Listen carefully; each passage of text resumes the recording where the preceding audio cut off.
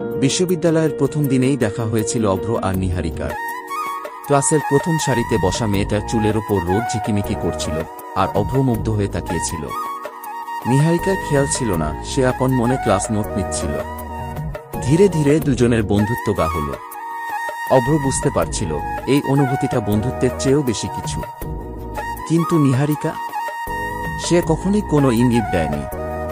তবুও অভ্র আশা ছাড়েনি। বিশ্ববিদ্যালয়ের শেষ বর্ষে একদিন অভ্র সাহস করে নিহারিকাকে প্রপোজ করল। কিন্তু নিহারিকা হেসে বলল, অভ্র, তুমি আমার সবচেয়ে কাছের বন্ধু, কিন্তু আমি প্রেমে বিশ্বাস করি না। অভ্রের হৃদয়ে যেন বজ্রপাত হল। সে কিছু বলল না, শুধু হাসল। কিন্তু ভেতরে ভেতরে সে জানত নিহারিকা তার জীবনের সবচেয়ে বড় অসমাপ্ত অধ্যায় হয়ে থাকবে। স্নাতক শেষ হওয়ার পর দুজন দুই দিকে চলে গেল। নিহারিকা উচ্চশিক্ষার জন্য বিদেশে চলে গেল, আর অভ্র দেশে চাকরিতে ঢুকে পড়ল। 5 বছর পর এক সন্ধ্যায় অভ্র সোশ্যাল মিডিয়ায় নিহারিকার বিয়ের ছবি দেখল। বরের পাশে দাঁড়িয়ে থাকা মেয়েটির চোখে মুখে অদ্ভুত এক প্রশান্তি।